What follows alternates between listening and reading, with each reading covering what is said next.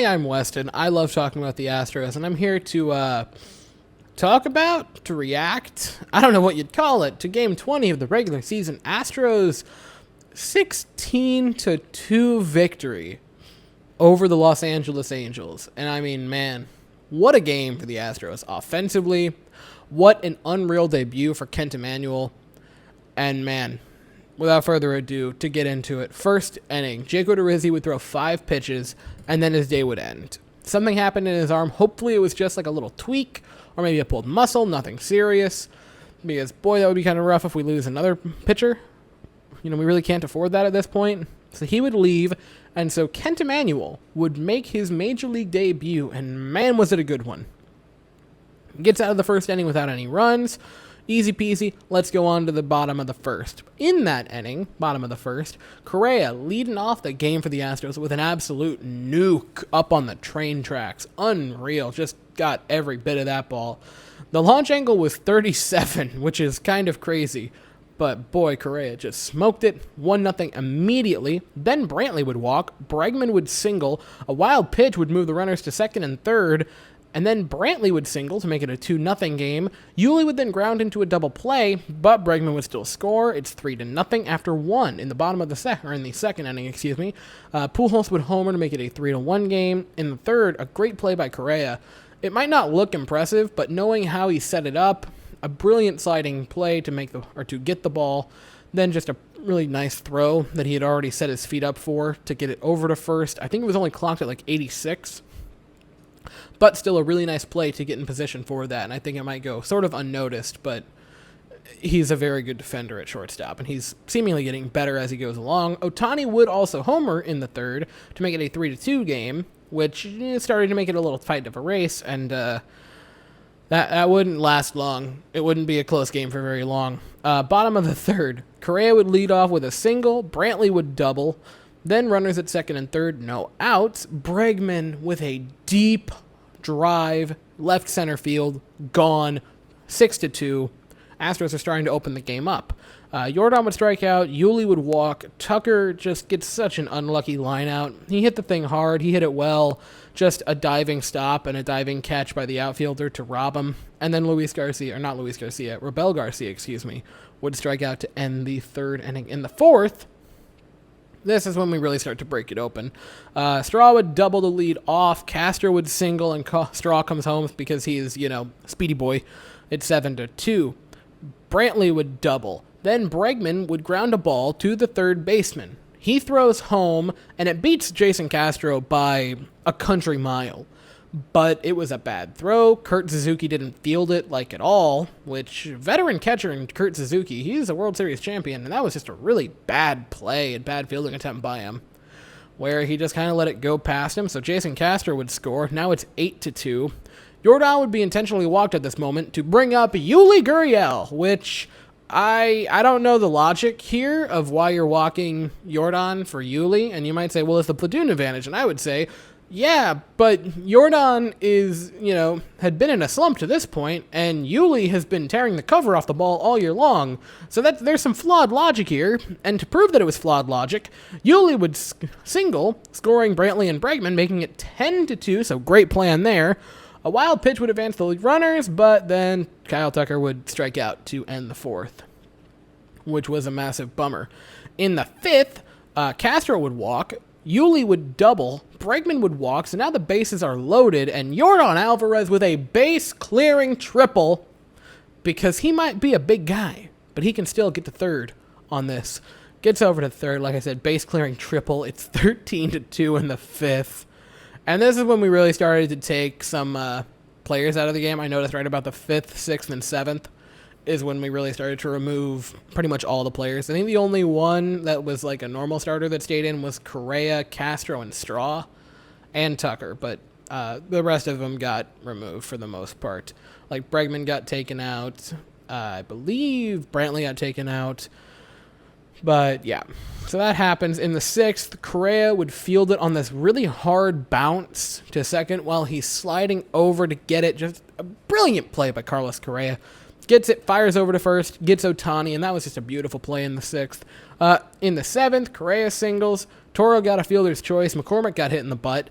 It wouldn't amount to anything, but, they tried to get another rally going, but again, it was 13-2, so it didn't really matter.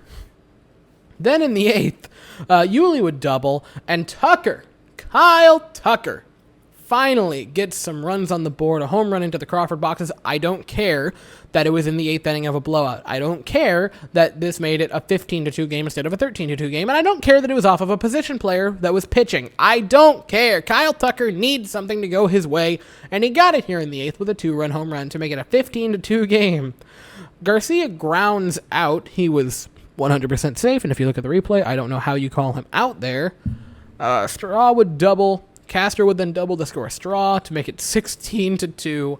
And that was pretty much it. That was it. That would be it for the game scoring-wise. Pitching lines, because these are just kind of silly. Jake Odorizzi, 1/3 of an inning, and got a flyout. Then Kent Emanuel with an unreal game. 8 2/3 innings, 2 runs, 5 hits, no walks, 1 hit by pitch, 5 strikeouts, and 2 home runs. So you see the 2 runs, that wasn't even a lot of foot traffic. That was 2 home runs. Justin Verlander syndrome, really. And, I mean, man, great debut for him. So, final thoughts. The offense, man. The offense. Correa, Brantley, and Bregman combined for 10 runs today. They scored, between the 3 of them, 10 runs, which is absurd. Brantley had 3 doubles on his own. Jordan had a 4 RBI 2-hit game. Castro, Yuli, and Tucker all had 2 RBI games. Straw scored 2 runs and had 2 doubles. Like, this was an unreal offensive explosion by the Astros where everyone helped out. Everyone was contributing. It was just a crazy game for the Astros offensively. 16 runs is such an oddity. And they made it look easy today. Specifically, I would like to point out just how good the top 4 were. Correa, unreal game. Brantley, fantastic. Bregman, fantastic. That home run. And Jordan Alvarez also, sneaky good game. 4 RBIs on, 2 hits, which one of them being a triple. So he had a fantastic game. And really, everyone in the lineup had a fantastic game. Like, of the starters who started this game as position players, all of them, except for Robel Garcia, had multi-hit games. Correa and Brantley had 3. Bregman, Alvarez, Gurriel, Tucker, Straw, and Castro all had 2 hits. So this isn't just a game where, the top half of the lineup carried it.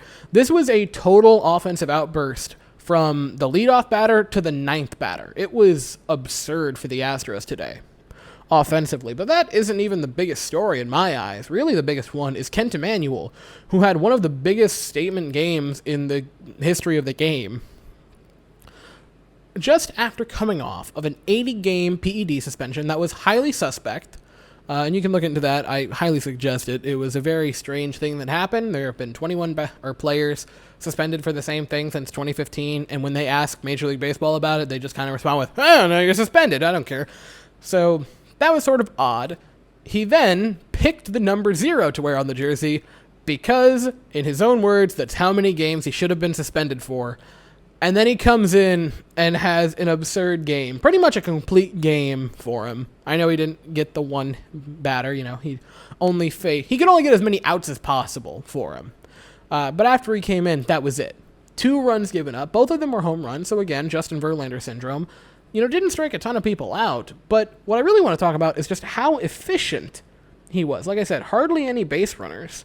But also, he only had, I want to get it right here, 90 pitches. Like, that is not a lot. And, even if the first batter, say he takes from the first game on, if the first pitch for Odorizzi is what hurt him, even if it took him the same amount, so it took 5 pitches to get done with the first batter, that would still only be a 90-pitch or a 95-pitch game for Kent Emanuel. This was a fantastic debut for him. I think it ties the Astros record for the most innings in a debut by a pitcher, or by a rookie pitcher. But just an unreal game to start his career. That was just absurd how good he was today. Especially with a pretty good lineup with the Angels. They're not, the best lineup in the league, but they're top half, certainly. They have a lot of good players. And they weren't just going to lie down, but he took care of it pretty well. You know, a lot of ground ball outs. There weren't a ton of good contact balls hit. So this is just a gem by Kent Emanuel in his first ever go of it in the professional Major League Baseball. Like, it was fantastic for him. And that's really all I have to say for the game. Astros with a massive win, and this is a fun little tidbit. The 16 runs today is the most runs that we've ever scored while I've talked about them on this channel. So this is the new high watermark. It's 16. Hopefully we can beat it one day. Maybe tomorrow. Anyway, speaking of tomorrow, Lance McCullers Jr. will be getting the start, coming off of the issue where he had to, the bad reaction to the Johnson & Johnson shot. You know, the one where he had to get IVs and Major League Baseball said, well, what are you going to do? You got to pitch anyway. You know the one that I'm talking about. He will get the start tomorrow. It starts at 2:10 Eastern Standard Time, and I will be here after that game to talk about it. So thank you all so very much for watching. I hope you all have an absolutely fantastic day. And as always, go Astros.